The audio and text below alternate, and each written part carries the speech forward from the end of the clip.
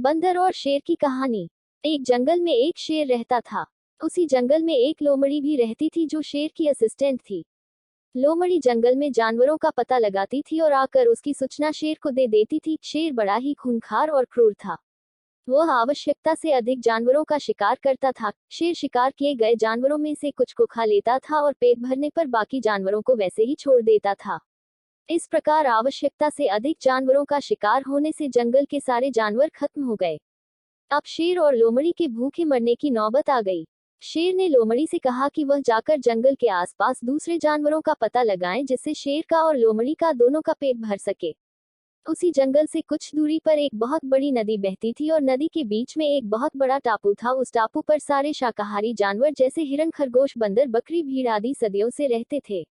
नदी से घिरा होने के कारण टापू पर कोई दूसरा बाहरी जानवर नहीं आ पाता था। लोमड़ी शेर की आज्ञा मानकर जानवरों का पता लगाने निकल पड़ी।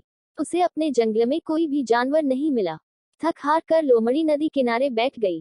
तभी उसकी नजर दूर बने टापू पर पड़ी। लोमड़ी ने सोचा अवश्य ही इस टापू पर कुछ जानवर रहते होंगे। ऐसा सोचकर लोमड़ी तैरकर टापू पर जाकर देखती है तो वहां बहुत से शाकाहारी जानवर थे, किंतु कोई भी मांसाहारी अथवा शेर को चुनौती देने वाला जानवर नहीं था। यह देखकर लोमड़ी बहुत खुश हुई और अपने जंगल लौटकर उसने शेर को सारी बात बतलाई। लोमड़ी की बात सुनकर शेर बहुत खुश हुआ और उसने लोमड़ी को शाबाशी दी। दूसरे दिन शेर लोमड़ी के साथ उस टापू पर जानवरों का शिकार करने के लिए पहुंच गया। टापू पर शाकाहारी जानवरों को देखकर शेर के मुंह से लार टपक रही थी। उसने एक ही दिन में बहुत सारे जानवरों को मार डाला और कुछ जानवरों को खाकर बाकी जानवरों को छोड़ दिया। शेर लगातार 2 दिन इसी प्रकार शिकार किया। टापू के सारे जानवर शेर से बुरी तरह डर गए और सभी ने एक सभा बुलाई। सभा में शेर से बचने के उपाय पर चर्चा हुई। सभी ने अपने अपने सुझाव दिए। सभा में एक बूढ़ा बंदर भी था जो अपनी बुद्धिमानी के लिए जाना जाता था। सारे जानवरों ने उस बूढ़े बंदर से सुझाव मांगा। बूढ़े बंदर ने कहा, इस प्रकार अगर हम डर कर भागते रहे तो हम में से कोई भी नहीं बचेगा। हमें सूझबूझ के साथ इस शेर का सामना करना पड़ेगा।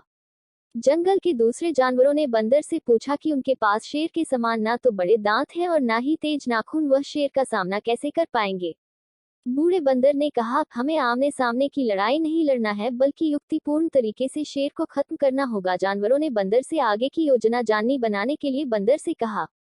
सबके अनुरोध करने पर बंदर ने एक योजना बनाई जिससे बड़ी आसानी से शेर को मारा जा सकता था।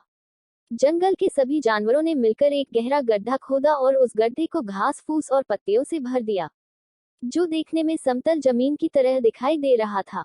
शेर के आते ही सारे जानवर गड्ढे के सामने की तरफ चले गए।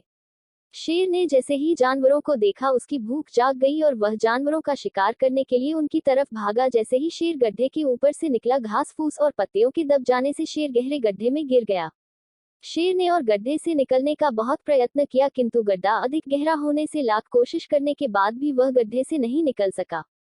शेर के साथ साथ उसके पीछे भागते हुए लोमड़ी भी गड्ढे में गिर गई। भूख और प्यास से शेर और लोमड़ी दोनों की गड्ढे में ही मौत हो। इस प्रकार बंदर और जानवरों की चालाकी से उन्हें शेर से मुक्ति मिली और सभी जानवर पहले की तरह हंसी खुशी से रहने लगे। शिक्षा। शेर और बंदर की कहानी से हमें शिक्षा मिलती है कि बुद्धिमानी से बड़ी मुसीबत का सामना आसानी से किया जा सकता है।